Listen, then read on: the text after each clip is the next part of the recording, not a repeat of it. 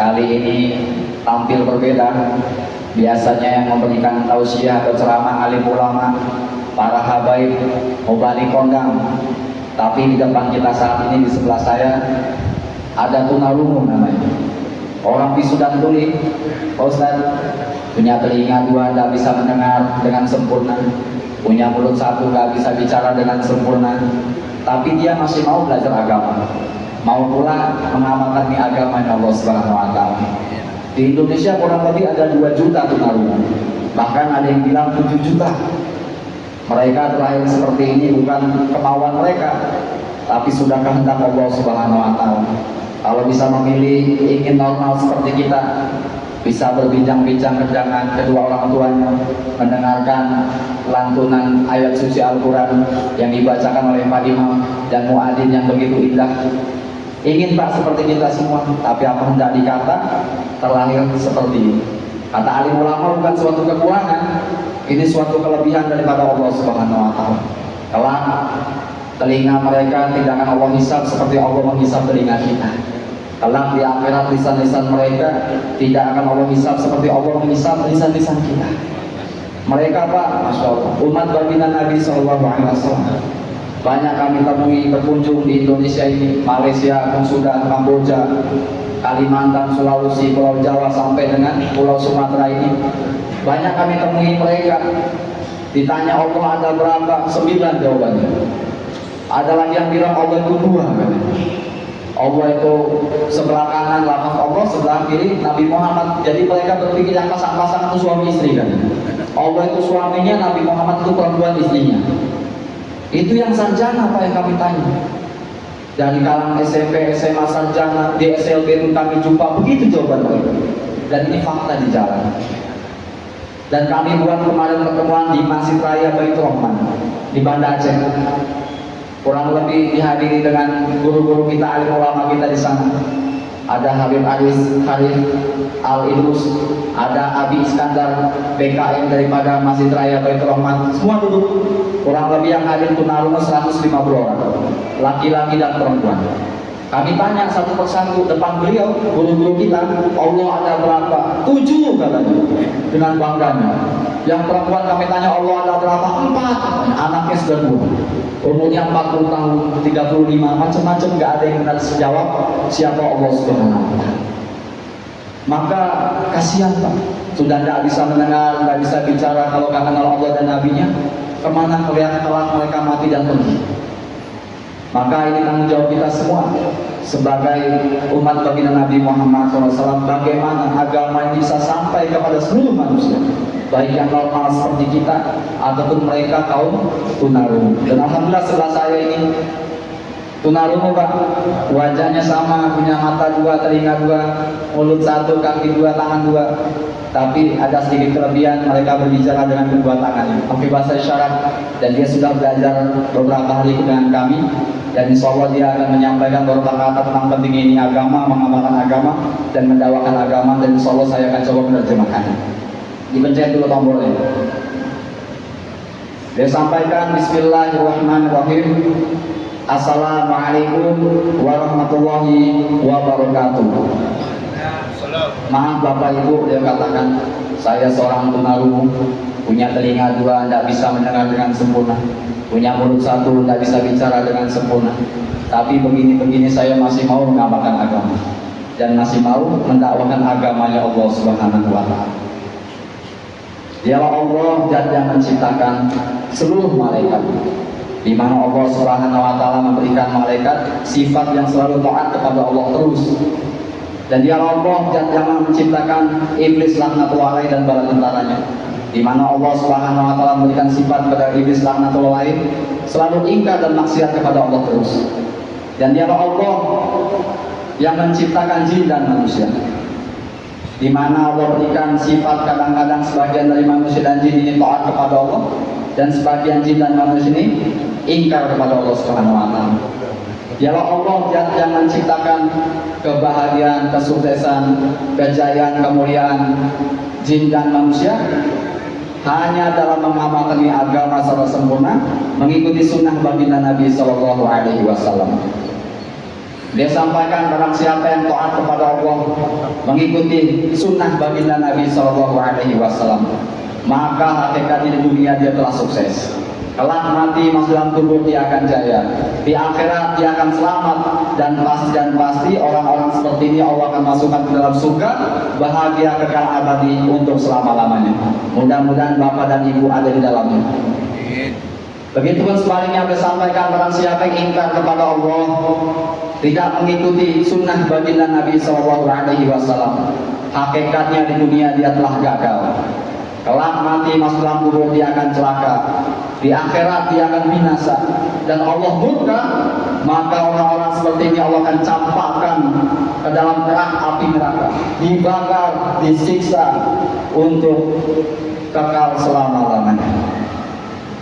Beliau sampaikan cerita suatu ketika baginda Nabi Shallallahu Alaihi Wasallam mendakwahkan ini agama, memakai sorban, memakai jubah yang putih, membawa pedang, berangkat dari rumahnya untuk mendakwahkan ini agamanya Allah Subhanahu Wa Taala. Di tengah terik padang pasir yang begitu panas, maka dilihat ada sebatang pohon dan berniat ingin beristirahat. Digantungkanlah pedangnya di salah satu ranting pohon dan baginda Nabi itu beristirahat. Tak kala itu seorang Arab kafir, Arab Badui melihat ini dia Muhammad sedang beristirahat, saatnya ini untuk membunuhnya. Maka tak kala itu dilihat tidak ada sahabat yang dekat dengan baginda Nabi Muhammad SAW kala itu, dan seorang Arab Badui pun mendekat perlahan-lahan kepada baginda Nabi. Dilihat ada pedang yang sedang bergantung, lalu dibuka pedangnya, lalu dihujamkan kepada baginda Nabi Muhammad SAW, dan baginda Nabi pun terbangun.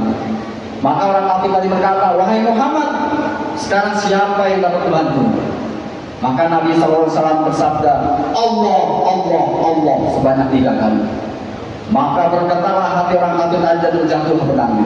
Lalu baginda Nabi pun membalas, wahai Tuhan, sekarang siapa yang dapat membantu?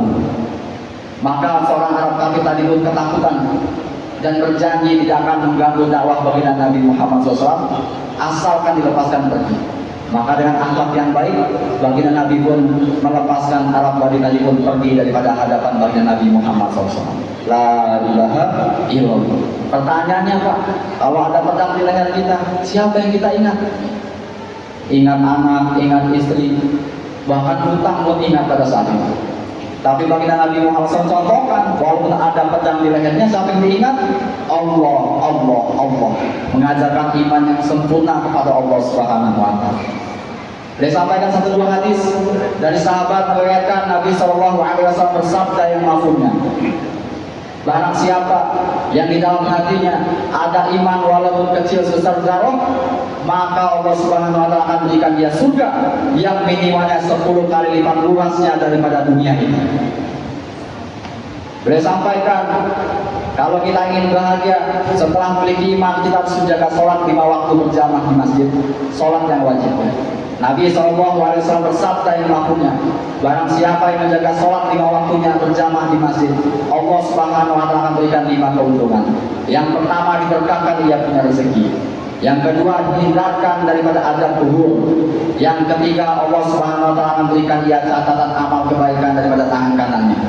Yang keempat, orang-orang seperti ini akan dimudahkan melewati jembatan Sirat secepat kilat. Dan yang kelima, orang-orang seperti ini akan dimudahkan masuk surga tanpa hisab. Mudah-mudahan Bapak semua ada di dalamnya. Begitupun beliau sampaikan, kalau kita ingin bahagia dunia akhirat, kita harus senantiasa berzikir setiap saat dan keadaan sampai akhir hayat kita, dan gemar mencari ilmu. Nabi SAW bersabda yang mafhumnya, barang siapa yang mudahkan langkah kakinya menuju majelis ilmu, maka Allah Subhanahu Wa Taala akan mudahkan langkah kaki yang menuju surganya Allah Subhanahu Wa Taala. Dia sampaikan satu buah kisah dari sahabat Abu Hurairah radhiyallahu anhu. Tak kala itu sahabat Abu Hurairah sedang menanam, dan Rasulullah SAW sedang melintasi lewat depan sahabat Abu Hurairah. Maka bertanya, wahai Abu Hurairah, apakah yang sedang kau perbuat? Kau sedang menanam apa? Maka Abu Hurairah berkata, ya Rasulullah, aku sedang menanam suatu tanaman. Nabi katakan, maukah aku berikan kamu suatu tanaman yang lebih baik daripada tanaman yang kau tanam? Maka sahabat Abu Hurairah senang, mau ya Rasulullah. Nabi SAW bersabda, ucapkanlah subhanallah walhamdulillah la ilaha illallah wallah Allahu Akbar. Nabi katakan, wahai Abu Hurairah, setiap kalimat yang kau ucapkan, maka Allah Subhanahu wa taala akan tanamkan satu pohon di dalam surganya Allah Subhanahu wa taala. Subhanallah, muncul satu tanaman pohon dalam surga. Alhamdulillah, muncul satu tanaman pohon dalam surga. La ilaha illallah, dan seterusnya Allah munculkan satu tanaman pohon di dalam surganya Allah Subhanahu wa taala. Maka Bapak Ibu yang dimuliakan Allah Subhanahu wa taala, seorang penanggung, seorang wisudanturi yang kebanyakan daripada kita meremehkan dia, melihat dia tidak punya apa-apa, tidak berguna, padahal mereka semua berakal sama seperti kita. Dan terkena pula kewajiban buat mengamalkan ini agamanya Allah Subhanahu wa taala. Maka Bapak dan Ibu yang dimuliakan Allah Subhanahu wa taala, kami datang safar dari Bogor, Jawa Barat. Sengaja datang ke sini. Kemarin kami di Semeru dan di Banda Aceh. Sekarang kami tiba di Lok Sumawe dan sedang safar pula di Biren ini. Semata-mata kami ingin bersilaturahmi dengan warga Aceh, di mana kami punya sedikit keilmuan tentang bahasa isyarat dan bagaimana misi kami, agama yang sesampai pula kepada teman-teman tunarungu, teman-teman di Sudantuli. Kami akan punya hajat, dan ini hajat kita semua sebenarnya. Kami akan buat acara pertemuan tunarungu di Islamic Center di Lok Sumawe di tanggal 8 jam 9 pagi. Kami ingin dekatkan tunarungu seperti ini kepada alim ulama kita. Nanti di sana ada tausiah, ada ceramah tentang pentingnya ini agama yang akan disampaikan dengan ketua MPU kita ataupun petugas-petugas yang diputus dimusyawarahkan daripada MPU kita. Dan saya nanti akan menerangkannya, akan menerjemahkannya. Ulama yang ceramah, nanti saya akan menerjemahkannya ke dalam bahasa isyarat. Maka kami butuhkan bantuan dari Bapak dan Ibu apabila punya tetangga, sanak keluarga, anak, family, ataupun siapapun yang Ibu dan Bapak kenal. Mudah-mudahan bisa didaftarkan kepada panitia kami. Nanti didaftarkan, lalu kalau bisa diantar nanti ketika acara hari-harinya di Masjid Islamic Center Lok Sumawe di tanggal 8 jam 9 pagi. Mudah-mudahan asbab Ibu dan Bapak memikirkan dan bantu ini semua, ngalir semua pahalanya untuk Bapak dan Ibu semuanya. Mungkin itu saja bisa kami sampaikan, dan ada perwakilan dari kiai kami ingin sampaikan beberapa kata tentang pentingnya ini.